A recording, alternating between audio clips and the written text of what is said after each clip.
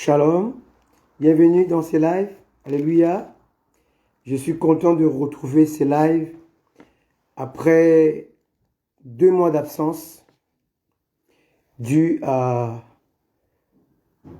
un problème de santé. Et je bénis le Seigneur de votre présence. Malgré mon absence, chacun de vous était là, présent pour nous fortifier, notre famille. Et c'est là qu'on voit la puissance de l'Église. Amen. Avant de commencer, je veux que nous puissions écouter ces chants. Amen. Restez connectés. Connectez les autres. Connectez-vous à Jésus. Connectez les autres. On est ensemble. Amen.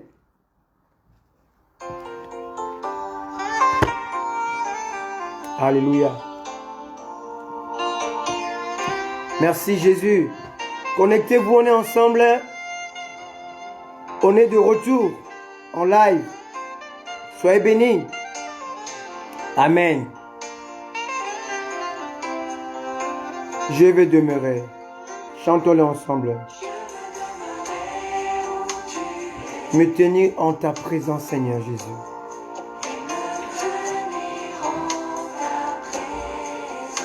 Alléluia. Attire-moi jusqu'à toi. Thank you, my daughter.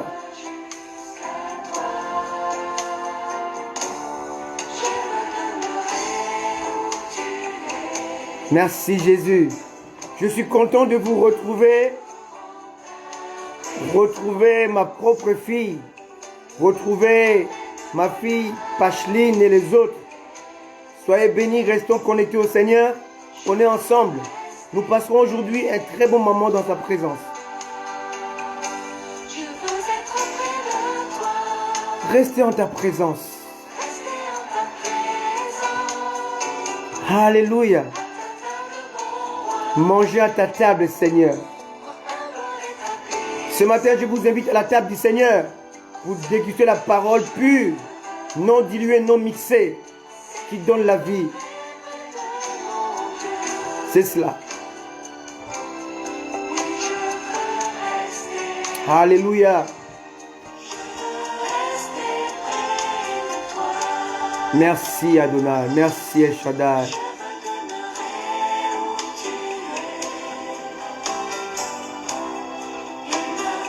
Me tenir en ta présence. Il n'y a pas un meilleur endroit, bien-aimé, la présence de Dieu. Alléluia.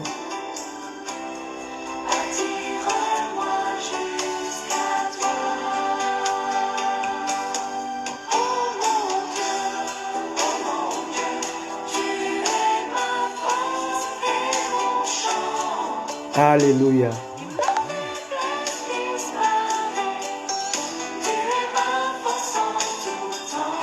Chante-la avec moi encore, je vais demeurer où tu es. Oh Seigneur, c'est ça ma prière. Pour toujours en ta présence. Je veux m'approcher pour t'adorer. Alléluia. Amène-moi où tu veux, Seigneur.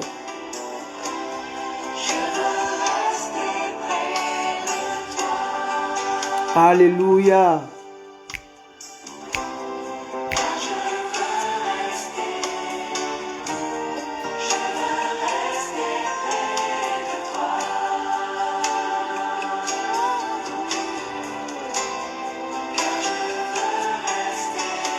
Alléluia. La présence de Dieu est le meilleur endroit. Est meilleur que toute autre chose. Je vais rester près de toi, Seigneur. Vaut mieux un jour dans ces parvis que 10 000 jours ailleurs. Alléluia. Amen.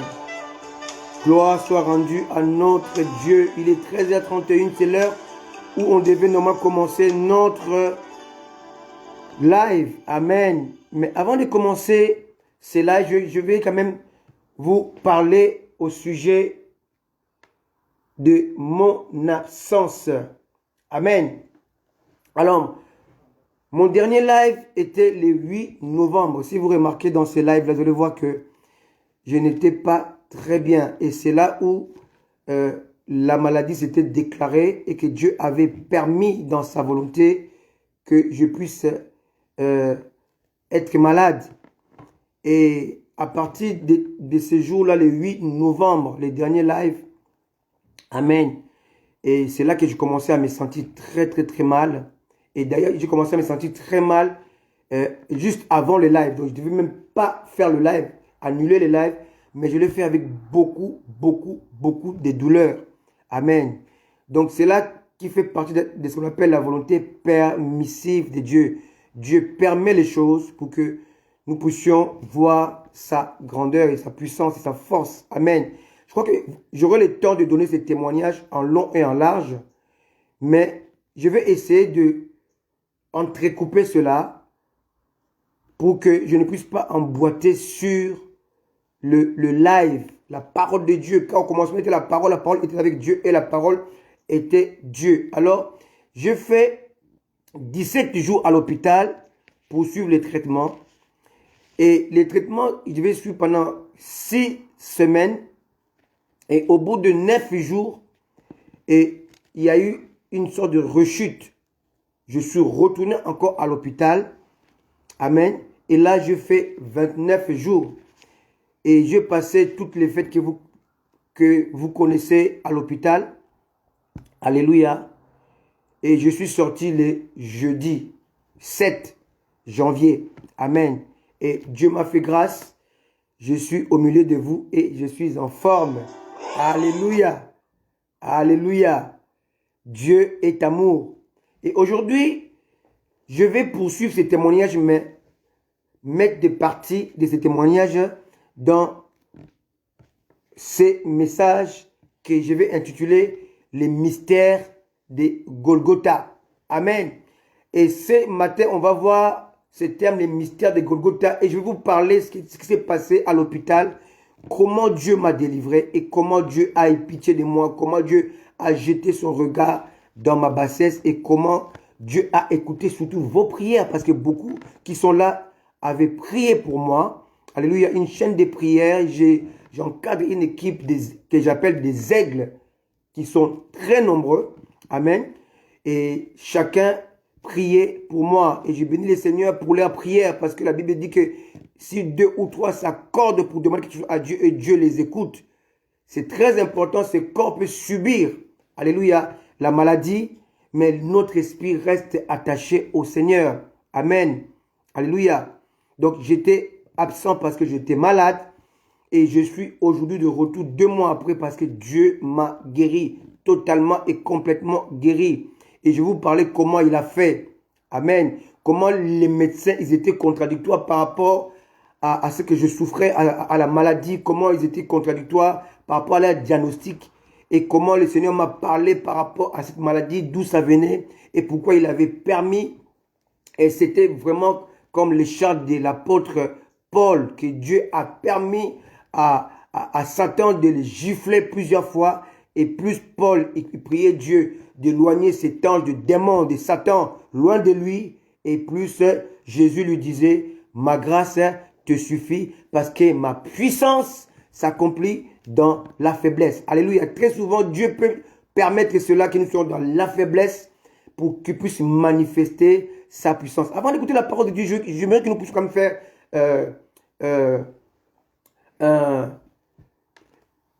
une espèce de séparation entre le témoignage et la prédication. Voilà pourquoi je vais mettre encore un autre chant pour vous aider à rentrer vraiment dans ces moments de partage, de live, d'enseignement, en écoutant encore une chanson qui est en swahili et en lingala qui dit Yuku Bwana. Amen. Écoutons. Amen. Préparez-vous, préparez vos Bibles. On est ensemble. Quelle joie de retrouver ma famille. Alléluia. Je suis dans la joie d'être là. Oh, merci. Vous qui êtes connectés depuis la Belgique. Je vois ma maman Henriette, maman Pascaline depuis les États-Unis. Je vois vous tous qui êtes là. Soyez bénis, soyez bénis, soyez bénis et attachons-nous au Seigneur. Alléluia. Jésus revient bientôt, bien-aimé. Amen. Amen. Sois béni, sois béni, sois béni, Seigneur Jésus. Écoutons ça. Amen. C'est un chant qui est en Swahili, une langue qui est parlée en RDC, qui est parlée au Rwanda, qui est parlée au Burundi. Alléluia. Qui est parlée au Kenya. Amen.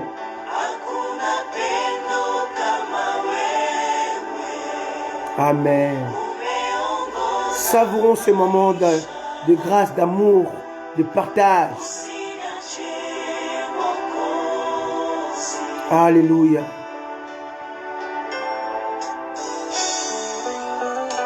Merci Jésus. Savourons ce moment dans la présence de Dieu. Oh, je vous aime de tout mon cœur. Jésus vous aime. On est ensemble. Amen. Satan a échoué. Alléluia.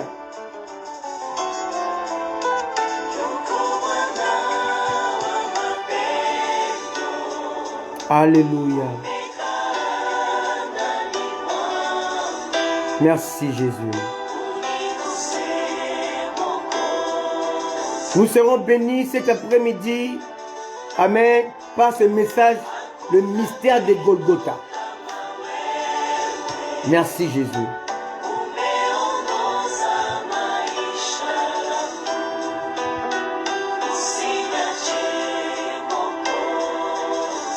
Alléluia.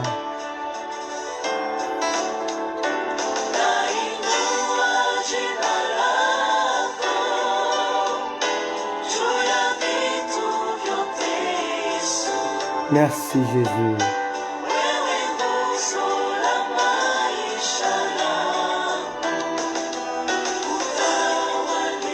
Merci Seigneur. Ton esprit comprend les paroles. Savoure ces moments de la présence de Dieu.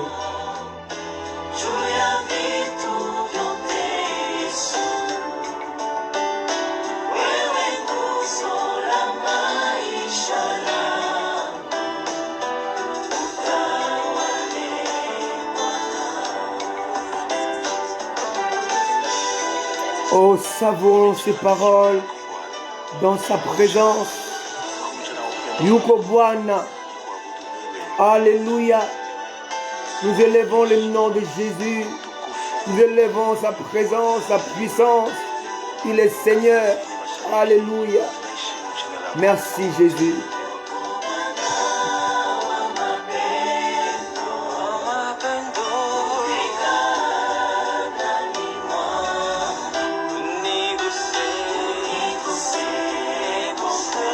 Jésus revient.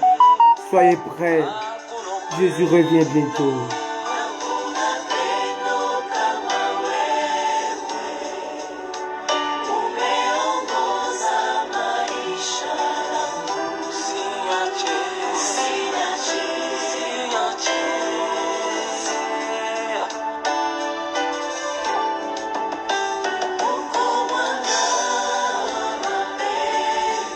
Alléluia. Adonai. Merci Seigneur. Une chanson du feu Alain Moloto qu'il a composée juste avant sa mort.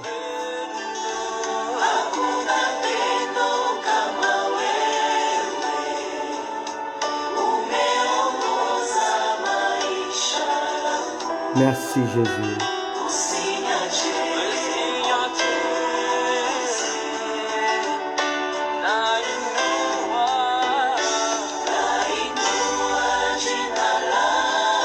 Gloire à toi Jésus.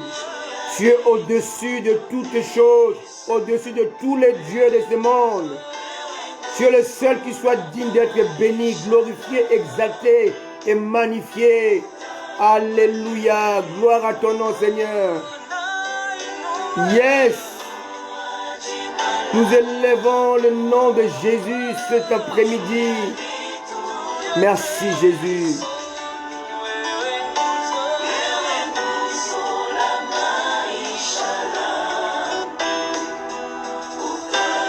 Maintenant, ils vont rentrer en lingala, bien-aimé. Yes, yes.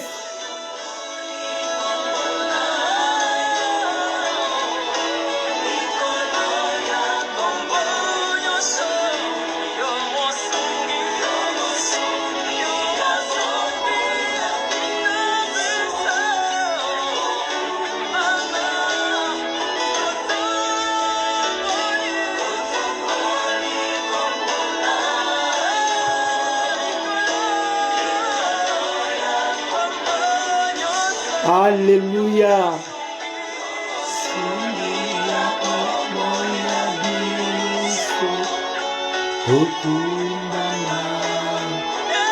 Nous élevons ton nom, Jésus, au-dessus de tout autre nom. Tu es le roi. Tu es le soutien de notre vie, Seigneur. Reçois la louange, l'honneur et la gloire. Alléluia. Amen. Oh, sois béni. Aujourd'hui, nous allons parler de ce thème qui est puissant, que je vais intituler les mystères de Golgotha. Sans plus tarder, allons-y dans le livre de Jean, chapitre 19, verset 17. Alléluia. Jean 19, verset 17. Élevons le nom de Jésus. Yo mosungi, yabomoe na biso, yabomoe na ngai. Tu es le soutien de ma vie. Merci Jésus. Amen. Gloire soit rendue à notre Dieu. Notre thème, c'est les mystères de Golgotha. Quand on parle de mystère, on parle de quelque chose qui est caché, mais que Dieu révèle à un temps bien défini.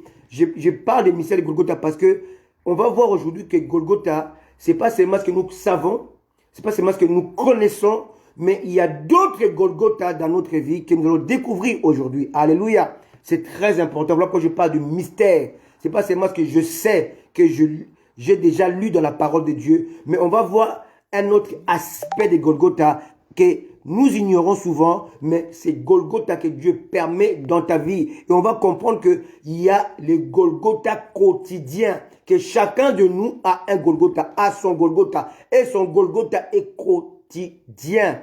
Le Golgotha s'appelle les lieux de mise à mort. C'est là où on met à mort les gens qui ne sont pas droits. Amen. Qui sont injustes, qui sont en général des malfaiteurs, des brigands.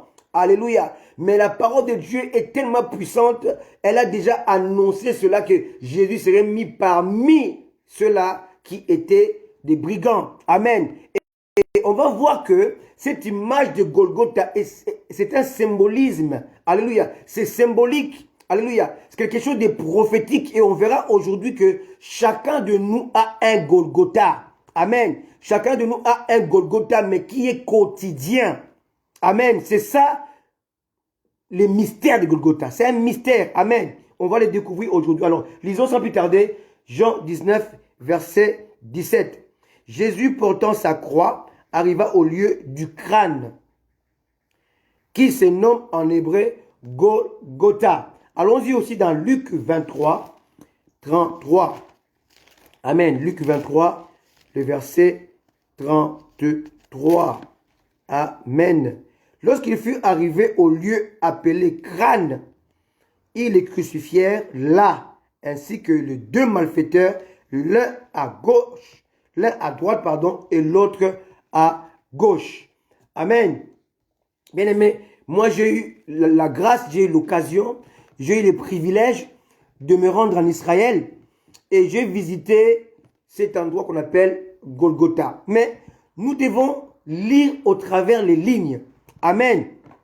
Il est impossible de naître et de ne pas de commencer avec l'âge de 1 an ou 2 ans. On doit commencer par 1 jour, 2 jours, 3 jours, 4, 5 jours, jusqu'à 1 an. Ensuite, on grandit. Oh, cela fait partie de la croissance. Cela fait partie de la volonté de Dieu. Il n'y a pas de 5 sans 1, 2, 3, 4. Alléluia. Alors, lorsque nous étudions la parole de Dieu, bien-aimé, nous allons voir que il n'y a pas de Golgotha sans Gethsemane. Amen. Que Gethsemane est la préparation de Golgotha. On ne peut pas comprendre Golgotha si on ne comprend pas Gethsemane. C'est très important. Alléluia. J'aimerais bien que Élie puisse me mettre quelque chose pour que nous ne puissions pas avoir des coupures. Une musique douce, instrumentale. Alléluia. Amen. Donc je disais que il est impossible de réaliser la rédemption de Golgotha. Et là, je parle du Christ. Alléluia. De Jésus-Christ notre Seigneur. Il lui était impossible de réaliser la rédemption accomplie à Golgotha sans affronter au préalable le brisement prédestiné à Gethsemane. C'est très important. Amen. Alléluia. Amen. Voilà pourquoi aujourd'hui les chrétiens sautent les étapes. Bien-aimé, si tu sautes l'étape, tu vas retourner pour passer cette étape-là. Alléluia. Parce que dans la vie chrétienne, il y a des choses qui se reçoivent, mais il y a aussi des choses qui s'acquièrent. Amen. Et la majorité de ce que nous subissons dans la vie chrétienne, ce sont les choses qui s'acquièrent. Amen. Alléluia. Alléluia. Et si vous lisez dans Galates, vous allez voir qu'il y a une différence entre enfant et fils. Et Ésaïe reprend la même idée. Il dit, un enfant nous est né, mais un fils nous est donné.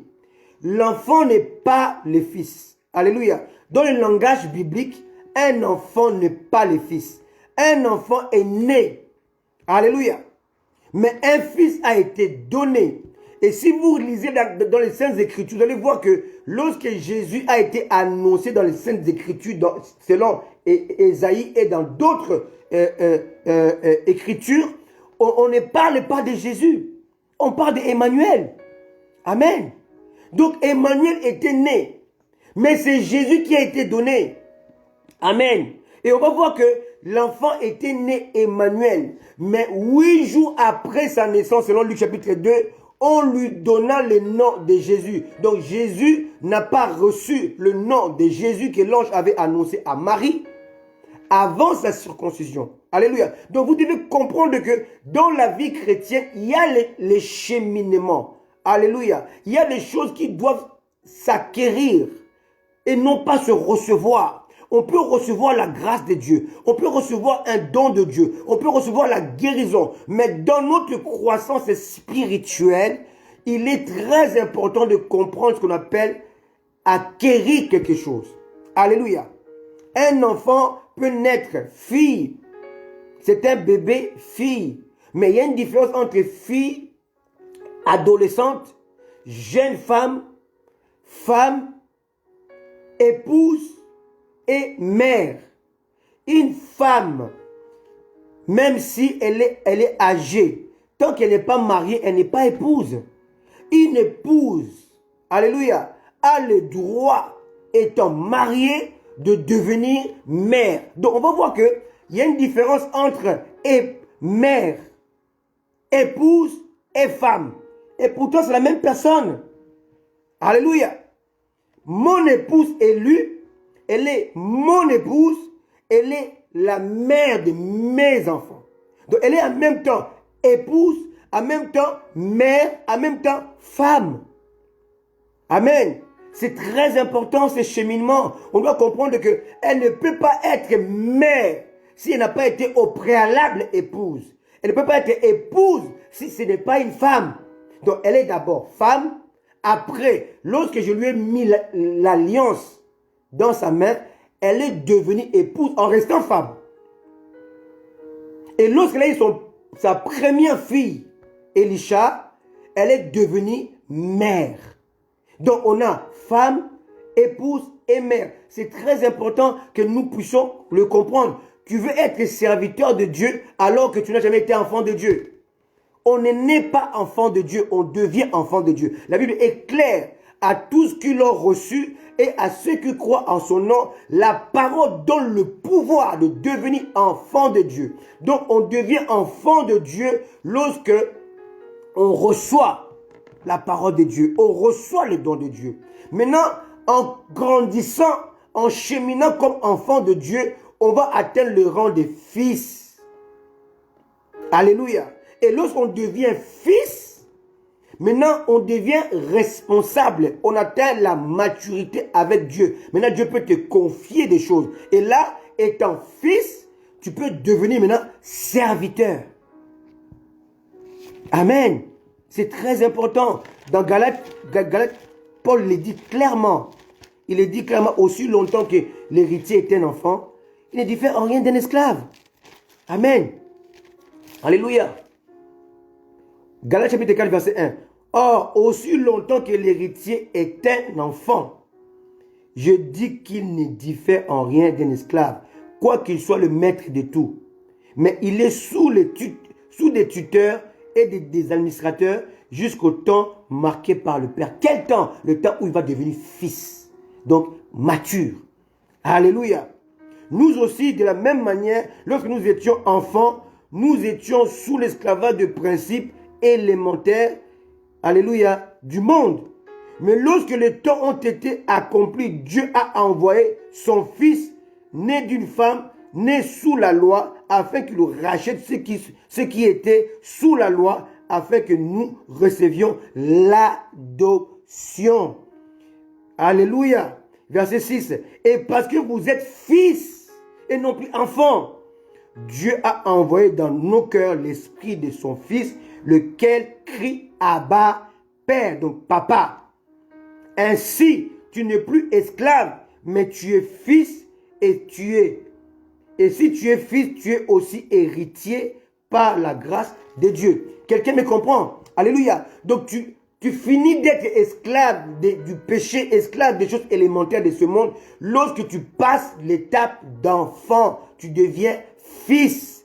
Tu deviens responsable. Tu deviens quelqu'un qui discerne ce qu'il fait, qui connaît les actes qu'il pose, qui les pèse avant de les poser. Quelqu'un me comprend? Vous voyez qu'on appelle les choses qui s'acquièrent. On est enfant, on monte et on devient fils. Et une fois fils, on devient héritier. On devient héritier responsable. Et Dieu maintenant te confie des choses. Bien aimé, dans la vie chrétienne, le plus important, ce n'est pas recevoir les choses. C'est la gestion de ce que Dieu te donne. Il te donne les dons. Qu'est-ce que tu en fais? Il t'a donné une maison. Qu'est-ce que tu en fais? Il te donne la santé. Qu'est-ce que tu en fais? Moi, je sors de l'hôpital, bien aimé. J'ai vu pendant 29 jours, pendant 17 jours avant la première hospitalisation, j'ai fait 17 jours, deuxième, j'ai fait 29 jours. En tout, j'ai fait 1 mois et demi d'hôpital. Et j'ai vu comment, même la respiration que nous avons aujourd'hui, comment c'est importante. Amen. Tu vois les gens qui respirent avec des appareils et qui souffrent énormément. Ils ne mangent pas. Ils mangent par la sonde. On passe la sonde par le nez. Bien-aimé, si tu manges, tu es en bonne santé, bénis le Seigneur. Voilà pourquoi je ne comprends pas comment les chrétiens ne peuvent pas avoir des mots pour bénir le Seigneur. Allez dans les hôpitaux, voir comment les gens sont en train de mourir. Parce qu'il ne sait pas respirer par lui-même. Il respire par les appareils. Alléluia. J'étais dans une chambre avec un patient. Et lui, il dormait toujours avec la lumière parce que il a tellement d'appareils sur lui que si seulement il fait un faux pas. Et un jour, j'étais là, il avait fait les faux pas, il avait bougé et un fil était sorti, avait quitté sa place. L'infirmière est venue lui dire, faites attention. Alléluia. Faites attention, sinon vous allez mourir. Si je n'étais pas là 5 minutes avant, cette erreur aurait été fatale pour vous. Et ça m'a fait des frissons. Où quelqu'un, sa vie ne tient qu'à un fil. Alléluia. Il dormait et les infirmiers faisaient les allers-retours pour le surveiller. Amen. Sa vie ne tenait qu'à un fil. Alléluia. Amen. Bien aimé, il y a des gens qui sont en sursis. Et vous ne le savez pas parce que vous n'êtes pas dans ces endroits-là. Il faut que Dieu vous envoie dans de tels endroits où vous allez voir que, je respire. Je suis en bonne santé. Je peux chanter. Je peux danser. Alors tu verras que ce qui t'arrive, ce n'est pas un hasard. C'est la grâce de Dieu. Alléluia. Il y en a qui sont prêts à donner n'importe quoi pour respirer normalement. N'importe quoi parce que les poumons sont abîmés. Alléluia. Amen. Dieu est grand. Alors, nous voyons que nous devons comprendre les cheminements de Dieu. Je disais qu'il n'y a pas de Golgotha sans Gethsémani. Alors, je ne peux pas vous parler des mystères de Golgotha sans vous relater le mystère de Gethsemane. J'ai été à Gethsemane. Quand je suis arrivé à Gethsemane en Israël, je n'avais pas besoin qu'on me dise que c'était Gethsemane. Je l'ai compris tout de suite. Parce que lorsque la Bible dit, alléluia, que cet endroit, c'est là où Jésus a prié 3 fois répétant les mêmes paroles. Jésus, qui a prié une seule fois devant la tombe de Lazare. Père, je prie à cause d'eux, mais je sais que tu m'exauces toujours. Jésus, alléluia, le Fils de Dieu, le Dieu incarné, la parole faite chair. Alléluia. Il a prié 3 fois, la Bible dit, répétant les mêmes paroles. Et la Bible est claire. Il n'a pas été exaucé. Il voulait que la coupe s'éloigne. Oh, la coupe, c'était notre rédemption. La coupe, c'était notre rachat. La coupe, c'était notre salut. La coupe, c'était la liberté contre le péché. La coupe, c'était la liberté contre le diable. Alléluia. Et la coupe ne pouvait pas lui être retirée. Il dit que ta volonté soit faite. Alléluia. Et la volonté de Dieu était de boire la coupe. Bien aimé, il y a des prières que tu peux faire. Tu dis, Seigneur, éloigne de moi cela. Mais si c'est la volonté de Dieu pour la vie des autres qui t'entourent, tu vas boire la coupe. Moi, j'ai bu la coupe. Je disais au Seigneur, mais ma fille Emmanuel, elle est née le 25 décembre. J'ai besoin d'être là, Seigneur, à son anniversaire. Dieu m'a dit, tu resteras ici. Et mon épouse m'a parlé, dit, chérie, arrête de compter les jours, laisse le Seigneur faire. Et j'étais tellement attristé à l'hôpital, parce que je regardais l'anniversaire de ma fille Emmanuel, qui n'a que 7 ans, par la vidéo. Amen. Oh, j'avais mal au cœur. Et le 31, lorsque les gens fêtaient, criaient bonne année, moi j'étais déjà presque en train de dormir, parce que je me suis couché avant minuit. Je n'ai pas attendu le minuit, alléluia, pour crier bonne année. Bien-aimé, il y a des moments où tu passes par Gethsemane et ta prière est inexaucée parce que Dieu veut que tu puisses boire la coupe. En buvant la coupe, il va manifester sa gloire. Et la gloire de Dieu, lorsqu'elle est manifestée, elle va attirer les âmes à lui. Alléluia. La volonté de Dieu souvent nous échappe.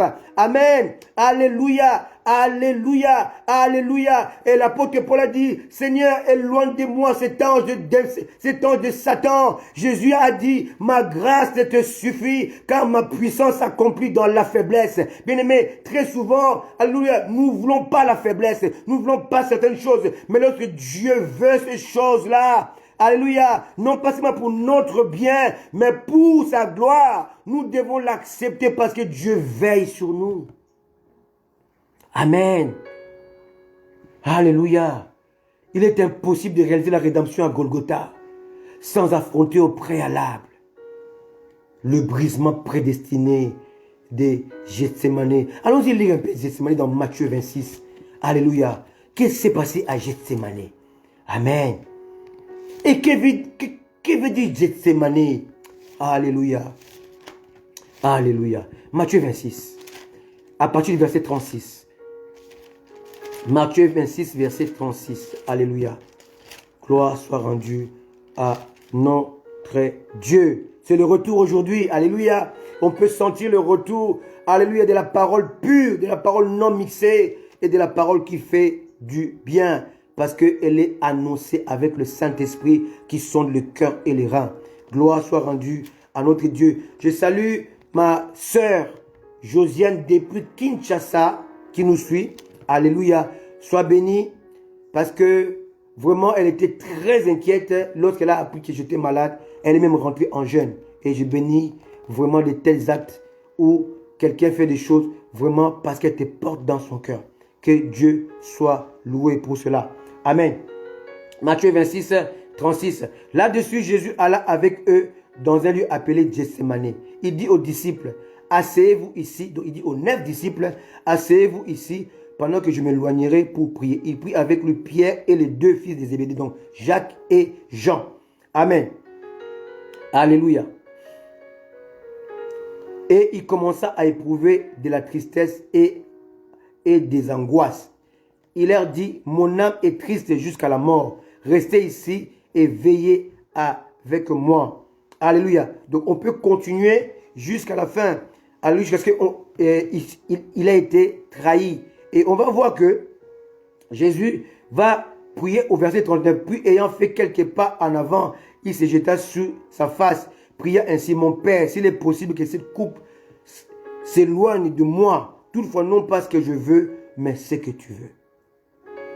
La coupe, c'était la croix. La coupe, c'était la rédemption. La coupe, c'était ton salut, mon rachat. Alléluia. Alléluia. Alléluia. Amen. Et on va voir aujourd'hui pourquoi Dieu a permis que Jésus puisse boire la coupe. Alléluia. Et pourquoi Dieu n'a pas exaucé sa prière. Et lui-même, il était sûr. Il a dit que ta volonté soit faite. Verset 42. Il s'éloigna une deuxième fois. Pria ainsi, mon Père, s'il n'est pas possible que cette coupe s'éloigne sans que je la boive, que ta volonté soit faite. Et il revient et les trouva encore endormis, car leurs yeux étaient empaisantis. Parce qu'il y avait les combats. Et Pierre, Jean et Jacques ne pouvaient pas livrer cette bataille-là. Alléluia. Verset 44. Il les quitta et s'éloigna. Il pria pour la troisième fois, répétant les mêmes paroles. Jésus, le Fils de Dieu, Jésus, Dieu fait chair, la parole fait chair, va prier 3 fois la même prière. Alléluia. Et Dieu ne l'a pas exaucé parce que cette prière était contre la rédemption. Mais pourquoi Jésus a prié cette prière-là alors qu'il savait qu'il était venu pour cela? Alors c'est là tous les mystères de Gethsemane. Alléluia. Vous devez comprendre que Gethsemane est un mot hébreu qui signifie pressoir à huile. Moi j'ai vu ça en Israël. Il y avait plusieurs endroits où on fabriquait l'huile d'olive. Alors on venait avec les olives, on le mettait dans une sorte de grand bac et on le mettait dedans. Il y avait une sorte de moule et les gens les écrasaient souvent avec les pieds. Alléluia. Donc on écrasait jusqu'à ce on sortait de l'huile, donc on écrasait. Donc il y avait des appareils pour cela. Donc en fait, c'est comme si Jésus était là, rempli de Dieu, parce que la Bible est claire. En lui habite toute la plénitude de la divinité. En lui. Pas sur lui. En lui. Pardon, excusez-moi. Donc en lui habite toute la plénitude de la divinité. Alléluia. Et la Bible dit encore que Dieu était en Christ afin de réconcilier le monde avec lui-même. Donc Jésus, homme, alléluia, né d'une femme, conçu par le Saint-Esprit, était rempli de Dieu. Amen. Donc, étant rempli de Dieu, vous devez comprendre cela. Étant rempli de Dieu, si il devait affronter la mort, Dieu qui était à l'intérieur de lui, qui est immortel. Donc, il y avait d'un côté l'homme Jésus et le Christ, Dieu, qui était en lui, Jésus-Christ, 100% Jésus, donc homme, 100% Christ, donc Dieu. Amen. Quelqu'un me comprend? Donc, si Christ, Christ vient du mot, veut aussi dire oint. Christ vient du mot oint. Donc, on peut traduire par Christ par oint ou par Messie. Quelqu'un me comprend? Alors, Jésus est le Messie. Ce n'est pas deux personnes, c'est une seule personne. Mais il faut faire la différence entre Jésus, homme, qui priait ici à Gethsemane, qui voulait éloigner la coupe, et Jésus, Dieu, Christ, Dieu, qui était en lui, qui savait qu'il fallait qu'il puisse boire la coupe. Voilà pourquoi il disait, que ta volonté soit faite. Alors, qu'est-ce qui s'est passé à Gethsemane? Donc, à Gethsemane, donc, Dieu devait essorer l'homme Jésus pour que la divinité qui l'habitait, parce que la Bible est claire, Jésus a dit aux pharisiens, alléluia, dans Matthieu 12, si je chasse les démons par le doigt de Dieu ou par le Saint-Esprit. Il était rempli de l'Esprit Saint qui l'aidait, qui le poussait à accomplir le miracle. Alléluia. Donc, maintenant, il s'est préparé à aller à la croix. Il s'est préparé à mourir. Il fallait que les divins quittent l'humain. Et c'était ça toute la tragédie. Alléluia. Jésus a dit, le Père et moi, nous sommes un depuis sa naissance. En tant qu'un être humain, en tant qu'homme, jusqu'à ce qu'il ait eu l'âge adulte de fils qui devait être donné comme rançon en échange de ta vie, de ma vie. Alléluia. Il fallait payer le prix. Amen. Et le prix coûtait très très cher. Et Dieu lui-même, pour nous sauver, Dieu a payé un prix. Et toi, tu ne veux pas payer le prix. Alléluia. Il y a des choses pour lesquelles Dieu te demande de payer le prix. Ça n'a rien à voir avec la rédemption. Ça n'a rien à voir que Jésus a dit tout est accompli. Dans le cheminement dans ta vie, tu auras un prix à payer. Ma soeur, toi qui m'écoutes, tu auras un prix à payer pour le salut de ton mari. Tu auras un prix à payer pour le salut de tes enfants. Tu auras un prix à payer pour le salut de ta femme. Tu auras un prix à payer pour le salut de ta famille. Dieu va te le demander. Alléluia. Et ça sera difficile. Il y aura des insultes. Il y aura l'humiliation. Amen. Alléluia. Il y aura un prix à payer. Lorsque Jésus était sur la terre, la Bible dit que même ses frères nés de Joseph et Marie ne croyaient pas en lui. Mais quelle tristesse, quel brisement. Jésus, le roi des rois, le fils de Dieu, le faiseur des miracles, ses propres frères qui avaient grandi dans la même maison que lui ne croyaient pas en lui. Quelle souffrance, quelle douleur. Amen. Quelqu'un me comprend? Amen. Il fallait payer les prix. Il y a des prix que Dieu te demande de payer. Oh non, Jésus a tout payé. Non, non, non, non. Dans le cheminement, dans ta vie, il y a le prix à payer. Amen. Et que tu dois payer. Moi, quand je suis rentré à l'hôpital, ma dernière hospitalisation, je croyais que j'allais faire 2, 3 jours, 4 jours. Et les jours défilaient sous mes yeux. Jusqu'à 1 mois à l'hôpital. Alléluia. Alléluia. Pressoir à huile. Or, l'huile symbolise le Saint-Esprit. Si nous lisons dans 1 Jean 2, 27, la Bible est claire, l'apôtre Jean nous parle.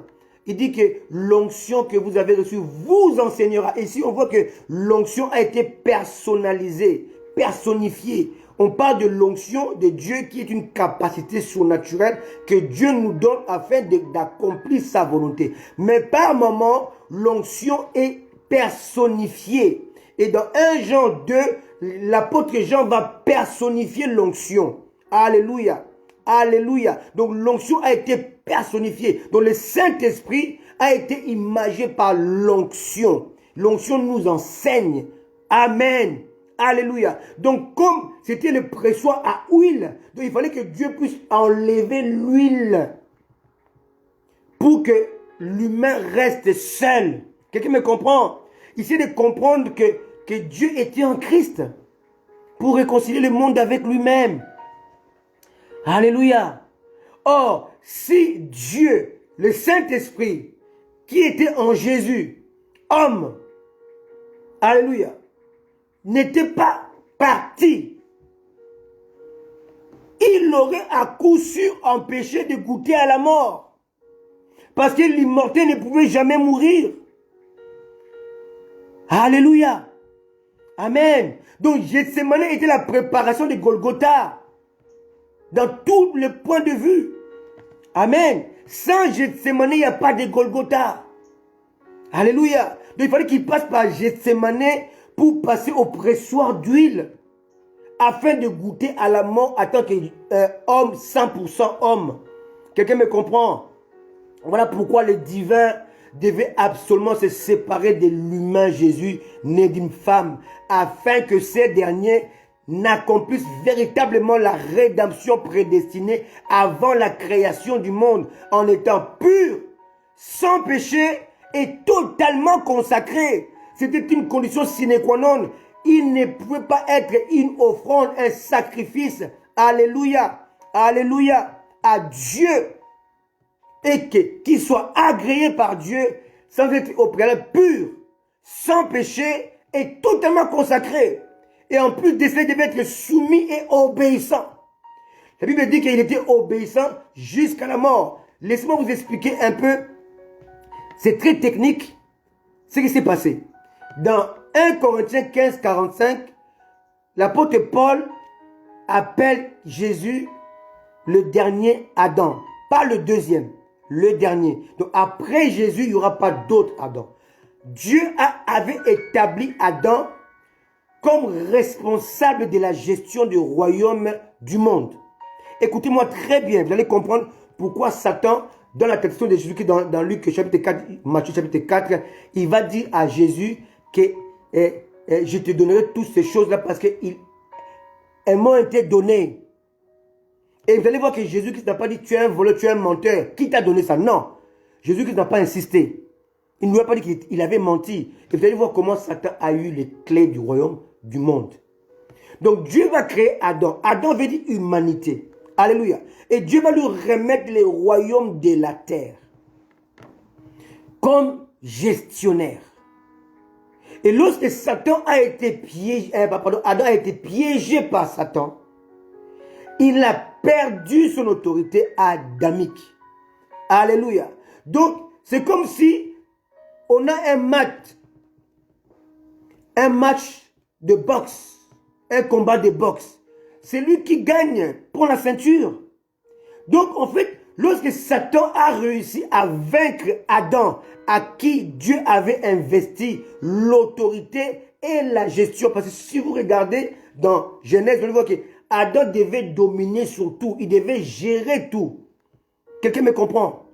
Alors, lorsqu'il a perdu la bataille, le combat contre le diable, il a perdu l'autorité adamique. Et Satan l'a récupéré. Vous devez comprendre que après Dieu, c'était pas un ange.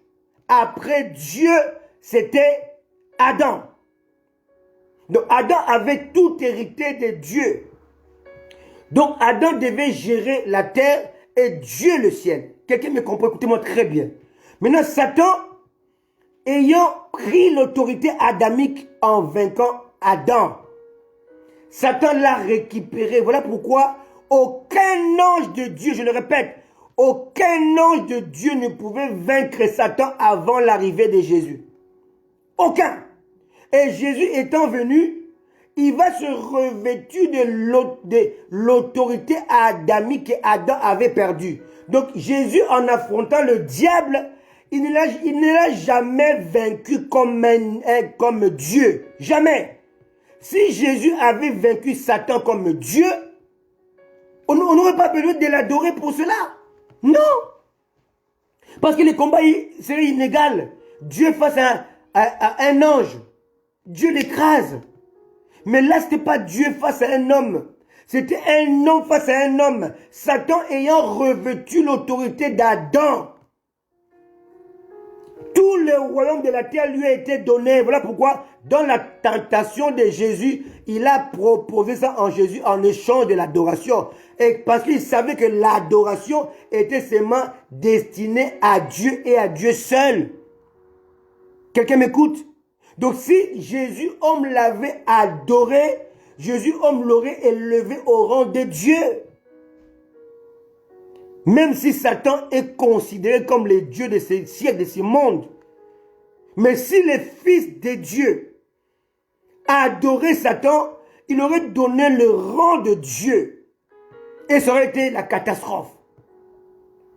Donc, Jésus, en allant affronter le diable à Golgotha, Jésus était comme le dernier Adam avec deux forces égales. En face, il y avait Satan qui avait volé l'autorité adamique. De l'autre côté, il y avait le dernier Adam. Donc, il y avait un combat entre deux Adams. Alléluia. Un homme né d'une femme, qui devait succéder à un homme créé, qui n'est pas passé par la naissance. Alléluia. Qui devait passer par les cheminements pour apprendre. Qui devait passer par les cheminements pour acquérir la sagesse, par les cheminements pour acquérir l'obéissance et la soumission. Amen. Et là, le combat était égal. Et Jésus a affronté le diable étant 100% homme. Alléluia. Et le ciel avait retenu son souffle. Parce que tout n'était pas joué. Il devait l'affronter. Il devait l'affronter. Non seulement il l'a vaincu, mais il l'a dépouillé. Non seulement il l'a dépouillé, il l'a livré publiquement en spectacle. Tellement qu'il a dépouillé, tellement qu'il a écrasé. Il y a un mystère dans ces choses. Alléluia. Voilà pourquoi le divin devait quitter l'humain. Pour que l'humain, qui était le dernier Adam, puisse affronter le premier Adam volé. Le premier Adam usurpé. Alléluia. Amen. Je le dis très bien. Aucun ange de Dieu n'avait le pouvoir et la force de vaincre le diable avant la croix. Aucun. Aucun. Et lorsque Jude même donne l'image de Michel ou Michael qui disputait le corps de Moïse, donc ça s'est passé avant la croix. Michael lui disait que Dieu te réprime. Parce qu'en face, c'était l'autorité adamique qui était au-dessus de lui. Alléluia. Alléluia. Donc Christ, lorsqu'il a vaincu Adam, c'est écrit dans Hébreu, je n'ai pas le temps de le lire. Il a purifié même le ciel. Parce que lorsque Dieu a chassé le diable dans Lucifer comme Satan, en descendant, il a souillé la trajectoire qui était restée souillée tout le temps. Et Hébreu le dit, dans Hébreu 9, le dit clairement que lorsque Christ est mort, lorsqu'il est ressuscité, il est monté, il est parti purifier même le ciel. C'est écrit dans vos Bibles. Aujourd'hui, les chrétiens ne veulent plus apprendre, ils veulent seulement bénédiction, ils veulent seulement prophétie. Mais il y a des choses qui sont profondes, qui sont là sous vos yeux, mais nous ne les lisons pas. Nous ne voulons pas apprendre. Amen. Donc le dernier Adam devait livrer le combat que Adam avait perdu. Le premier avait perdu. Alléluia. Mais en restant soumis et obéissant à Dieu. Or, Adam était insoumis et désobéissant à Dieu. Alléluia. Adam était orgueilleux. Il voulait être comme Dieu. Mais le dernier Adam, il a dit, je me dépouille de tout ce qui est la visibilité d'être comme Dieu. La Bible dit qu'il n'a pas voulu être égal à Dieu. Or, le premier Adam voulait être égal à Dieu. Quelqu'un me comprend? Donc, étant le dernier Adam, il a supprimé tout ce que le premier Adam recherchait. Le premier Adam voulait être comme Dieu, alors qu'il était déjà comme Dieu. Le dernier Adam, Jésus-Christ, ne voulait pas être comme Dieu. Il s'est dépouillé de cela. Le premier était insoumis, le dernier était soumis. Le premier était désobéissant, le dernier était obéissant. Alléluia. C'était ça qui a fait la différence. Alléluia. Donc je disais que l'exercice de Gethsémane permit à Jésus, homme, de réaliser la rédemption prévue à Golgotha. Bien-aimé, chacun de nous a un Golgotha et un Gethsémane. Si tu échoues dans ton Gethsémane, il n'y aura pas le chemin de Golgotha. Et quand il n'y a pas Golgotha, il n'y a pas de tout est accompli. Parce que tout est accompli ne se dit pas à Gethsémane, mais se dit à Golgotha. Tout est accompli et réservé à Golgotha. Il y a des paroles de Golgotha que je vais vous donner aujourd'hui si j'ai le temps, qui va vous vous amenez dans la présence de Dieu. Et quand on le crucifie, il voit comment on s'est moqué de lui. Il dit, Père, pardonne-leur. Le pardon ne peut être accordé quand on a goûté Gethsemane. Parce qu'à Gethsemane, la Bible est claire. Et Luc 22, 44 le dit qu'en étant en agonie. Bien aimé, vous devez comprendre qu'on va vivre l'agonie à Gethsemane. Mais dans l'agonie, la sueur devient des grimauds de sang. Amen. Alléluia. Où le côté humain prend un coup. Où on connaît la... Bien aimé, mon témoignage est tellement long, je vais vous donner ça au fur et à mesure. J'ai connu cela. Où, tu vois, il dit, Seigneur, qu'est-ce qui se passe? Tu ne m'écoutes pas. Tu ne peux pas m'éloigner de cette coupe. Alléluia. Et Dieu reste silencieux. Le silence de Dieu. Le silence de Dieu. Et quand j'écoute aujourd'hui les charlatans disent que Dieu m'a parlé, bien aimé, Dieu ne parle pas pour rien. Comme ça, Dieu te parle. Amen. Alléluia. Lisez la Bible. Est-ce que Dieu parlait à ses prophètes tous les jours? Hein? Non. Élie était un grand prophète. Est-ce que Dieu lui parlait tous les jours? Aujourd'hui, le prophète d'aujourd'hui, Dieu lui parlait tous les jours. 24 heures sur 24. Non, c'est des mensonges. Il y a un moment où Dieu adopte le silence. Et son silence nous interpelle à nous repentir, à nous examiner, à nous approcher encore de lui dans la prière, dans le jeûne, dans la consécration. Le silence de Dieu est biblique. Si un homme de Dieu, il dit que Dieu lui parle tous les jours, ce n'est pas un homme de Dieu, c'est un menteur. Amen. Dieu adopte souvent le silence. Amen. Et il sait que son silence nous apprend à nous approcher de lui, à le rechercher. Alléluia. Alléluia. Les mystères de Golgotha. Amen. Avant cela, lisons Romains 7, qui va nous introduire dans ces messages les mystères de Golgotha. Amen. Romains 7, verset 14 au verset 25. Mais on va essayer de sauter un peu le verset pour essayer d'aller un peu plus vite. Romains 7, verset 14 à 25. Gloire à Dieu. Amen. Nous savons en effet que la loi est spirituelle, mais moi, je suis charnel, vendu au péché. Car je sais ce que je fais, et je ne fais point ce que je veux, et je fais ce que je hais. Or, si je fais ce que je ne veux pas, je reconnais par là que la loi est bonne. Et maintenant, ce n'est plus moi qui le fais, mais c'est le péché qui habite en moi. Ce qui est bon, je le sais, n'habite pas en moi, c'est-à-dire dans ma chair. J'ai la volonté, mais non le pouvoir de faire le bien.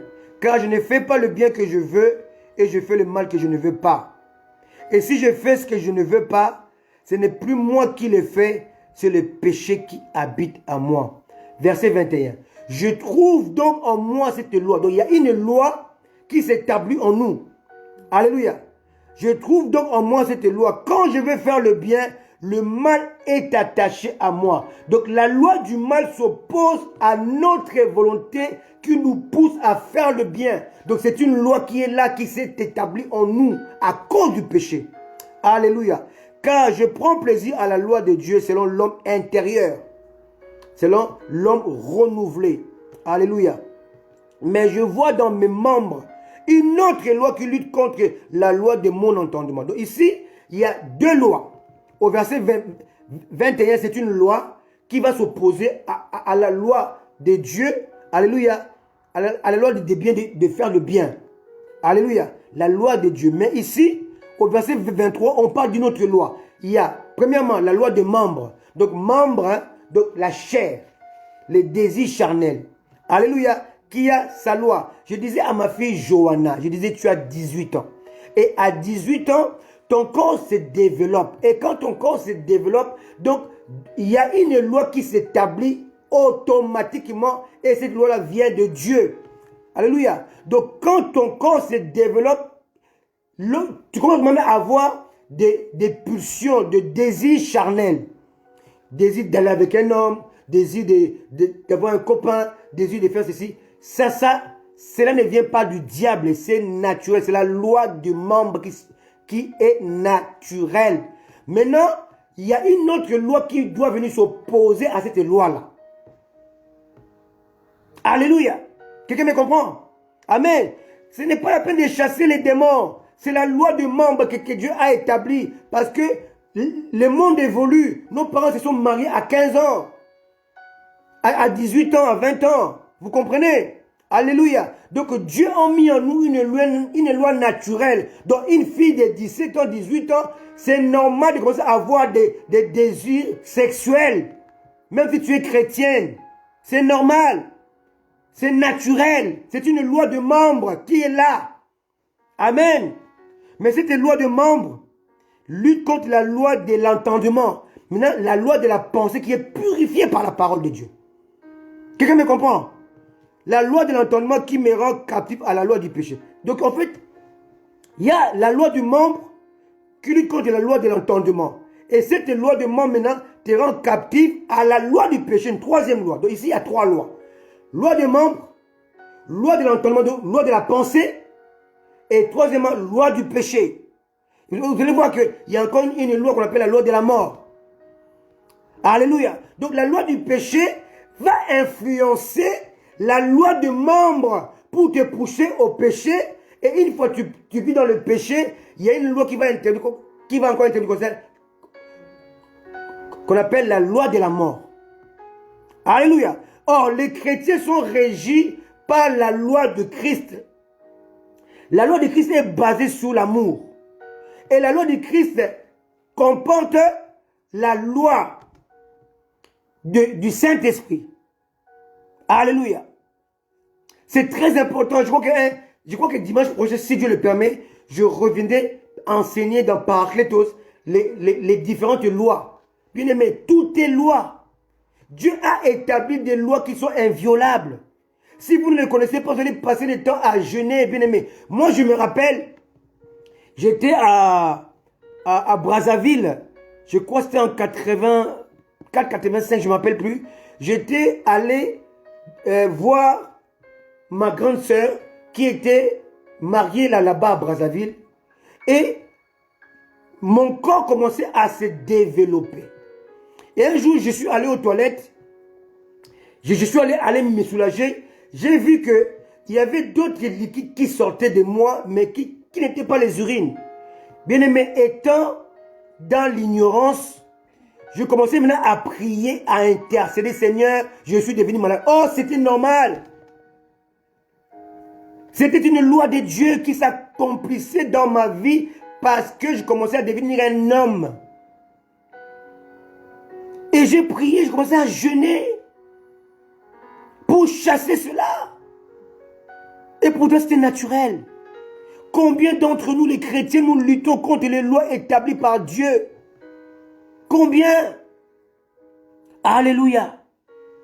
Je reviendrai dessus peut-être la semaine prochaine. Alléluia. Donc ici, on voit que Gethsemane veut dire crâne. Crâne veut dire tête. Tête veut dire pensée. Pensée veut dire loi d'entendement. Donc Gethsemane est le lieu de la mise à mort de toutes les lois qui ne viennent pas de Dieu. Il y a la loi du Christ qui comporte la loi du Saint-Esprit. Alléluia. Amen. Quelqu'un me comprend? Alléluia. C'est très important. Alléluia. Donc il y a la loi du Christ qui comporte deux lois en l'intérieur. Il y a la loi du Saint-Esprit et la loi de la foi qui te permet de vivre en chrétien. Donc il y a trois lois mais inclus dans une seule loi. la loi du Christ, qui est scindée en deux, une partie loi du Saint-Esprit, l'autre partie loi de la foi, qui te permet à vivre en vrai chrétien. Quelqu'un me comprend? Je vais mieux l'expliquer la prochaine fois. Amen. Maintenant, il y a une loi qu'on appelle la loi d'entendement. Et c'est la loi que Dieu a mis en chacun de nous dans notre pensée. Alléluia.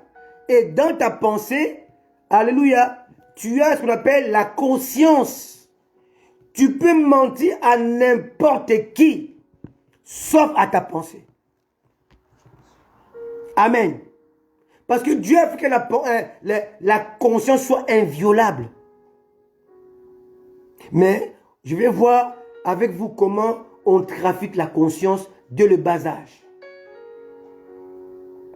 Mais Dieu a laissé la conscience comme étant inviolable. Tu peux tromper même ton père, même ta mère, mais pas ta conscience. Et dans ta conscience, il y a ce qu'on appelle la loi d'entendement. Et la loi d'entendement se manifeste dans le crâne, qui s'appelle Golgotha. Voilà pourquoi je parle de chacun de nous a un Golgotha quotidien. Parce que le combat le plus difficile contre le diable ne se livre pas avec les poings, se livre dans ta tête. Alléluia. Alléluia. C'est le vrai combat. Amen. Alléluia. Golgotha, lieu du crâne. Golgotha, lieu du raisonnement. Golgotha, lieu de la pensée. Golgotha, la loi de l'entendement. Le lieu de forteresse mentale. Le lieu d'isolement. Et je vais vous parler comment, après que j'ai parlé à ma femme, on a prié ensemble, j'ai parlé à mes fils, les aigles, et qui m'ont fortifié. Et lorsque je finis, je reste seul face à mon Golgotha, face à mes pensées. Et là, Satan se présente. L'opposant vient. La loi des membres commence à venir. Dieu dit, et pardon, Satan dit, regarde comment ton corps devient décharné. Tu vois comment tu as perdu, tu as les os partout. Alléluia. Dieu t'a abandonné. Et là, tu passes ton Golgotha. Tu le traverses. Un Golgotha quotidien où tu luttes. Alléluia. L'apôtre Paul, je vais m'arrêter là. Je n'ai pas encore commencé le message, mais c'est tellement intéressant. Je veux que nous puissions lire 2 Corinthiens 10 seulement pour introduire. Et je crois que dimanche prochain, on va finir ce message. Alléluia. 2 Corinthiens 10, versets 3 à 5. 2 Corinthiens 10, versets 3 à 5. Alléluia. Si nous marchons dans la chair, nous ne combattons pas selon la chair. Aujourd'hui, on voit dans les églises, on dit, amenez le sel, amenez le balai, amenez ceci, ça ne sert à rien. Le vrai combat ne se livre pas avec la chair et le sang. Le vrai combat se livre dans ta tête. Car les âmes avec lesquelles nous combattons ne sont pas charnelles, mais elles sont puissantes par la vertu de Dieu. Nous renversons les forteresses. Nous renversons les raisonnements. Je dis que Golgotha, c'est le lieu du crâne, c'est le lieu de raisonnement. Alléluia. Et toute hauteur qui s'élève contre la connaissance de Dieu.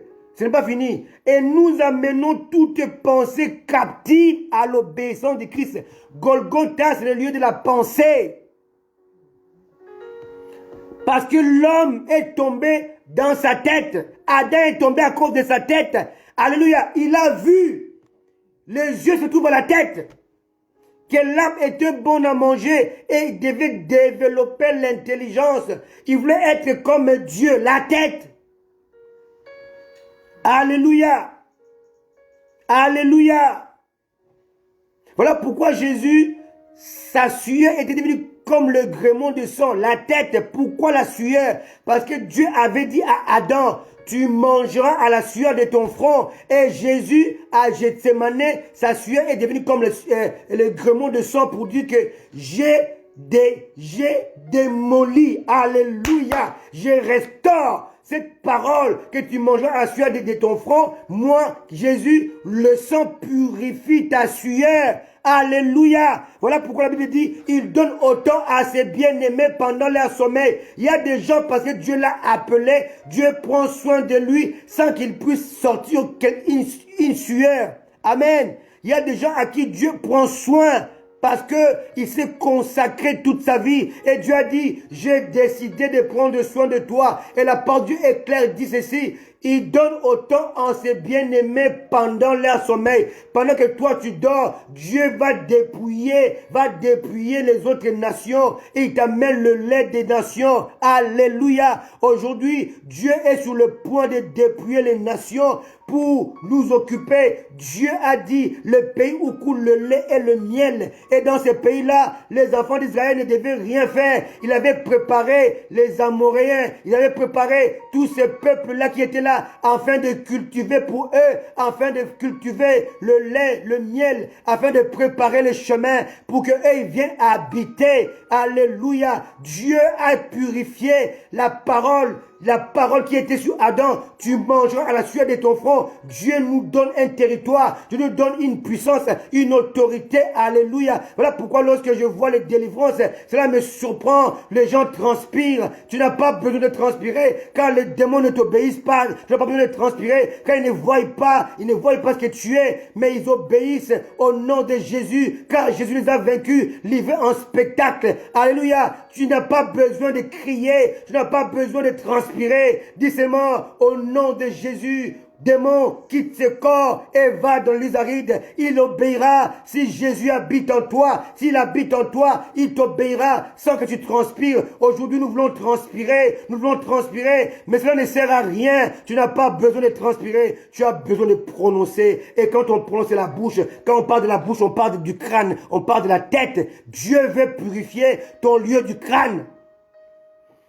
Parce que le sang de Jésus a été versé sur le lieu du crâne. Le combat, l'apôtre Paul, dans 2 Corinthiens 10, dit que le combat se livre dans le crâne. Nous amenons toute pensée captive à l'obéissance de Christ. Alléluia. C'était l'introduction de mon message sur le mystère de Golgotha que je n'ai pas encore commencé, que je commencerai dimanche prochain. Que Dieu vous bénisse. Que Dieu nous bénisse. Nous avons compris aujourd'hui qu'il n'y a pas de Golgotha sans Gethsémané. Gethsémané prépare Golgotha. Gethsémané, c'est la chair qui reçoit la pression. Jésus va être en agonie dans sa chair. En agonie parce que sa sueur devient grumeau de sang dans sa chair. Mais le combat de Golgotha est un combat de tête. Combat intérieur. Le forteresse mentale. Alléluia. Alléluia. Alléluia. Que Dieu vous bénisse. Alléluia. Alléluia. Je suis content d'être là, de retour. Alléluia. Avec vous. Amen. Amen. Que Dieu nous bénisse. Et restons attachés à Jésus. Alléluia. On va mettre encore ces chants qui est encore en Swahili. Et j'espère que ça va nous bénir. Alléluia. Alléluia. Gloire soit rendue à notre Dieu. Alléluia. Chanté par nos amis rwandais. C'est encore en Swahili. Chanté par une chorale rwandaise. Bénissons le Seigneur pour ce temps. Après 2 mois d'absence, on est de retour. Et Satan est prévenu. Alléluia. On ne le laissera pas tranquille. Que Dieu vous bénisse. Soyez bénis. Partagez ce message dans tous les groupes. Alléluia. La suite et la fin de ce message dimanche prochain. On a fait moins d'1 heure parce qu'on a passé au moins 15 minutes à parler de témoignage et à parler, à écouter l'adoration au Seigneur. Je vous aime, content de vous retrouver, ma fille Pacheline, content de te voir, de te revoir. Alléluia, servant de Dieu Nicette, sois béni, sois béni. Maman Pascaline, là où tu es aux États-Unis, tu es béni. Maman Henriette, vous tous, Gerline, Annie, soyez bénis. El Shaddai, soyez bénis. Je vous aime de tout mon cœur. Alléluia. Jésus revient bientôt. Accrochez-vous à Jésus. Alléluia. Il revient chercher l'église. Savourez cela. Merci Jésus.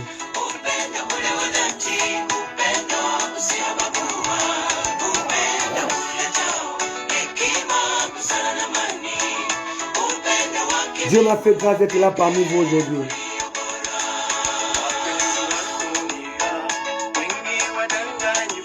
Célébrons Dieu. Tu ne comprends pas, mais ton esprit comprend. Amen. God bless you too. Yes.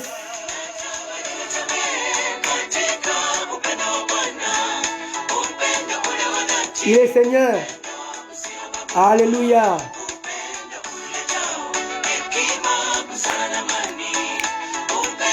Célébrons Jésus. Élevons-le par ce chant.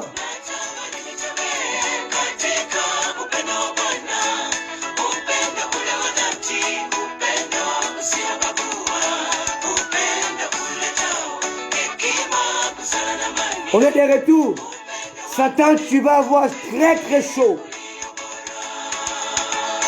Merci Jésus pour ta parole qui est esprit et vie. Merci pour ta parole qui libère. Car le combat se livre non pas dans la chair, mais dans la pensée. Alléluia. Chacun son Golgotha. Et Dieu va nous apprendre comment combattre dans ce Golgotha. Yes. Yes.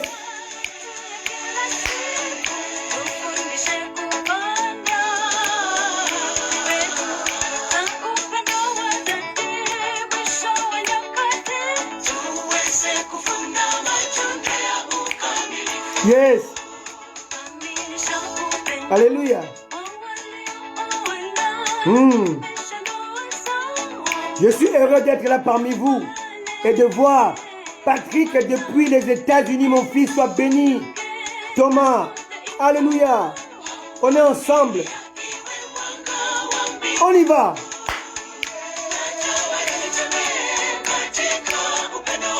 Jésus. Jehovah Rapha passé par dans mon hôpital. Jehovah Rapha, il m'a relevé. Oh Dieu, merci pour ta grâce.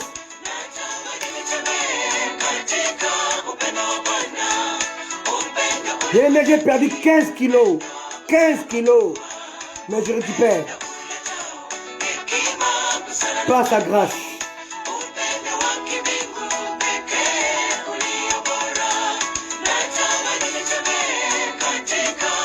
Soyez bénis, savourez cela, accrochez-vous à Jésus, parce qu'il revient bientôt.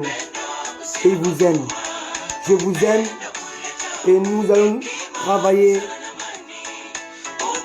avec le Seigneur pour vous bénir encore par la parole de Dieu.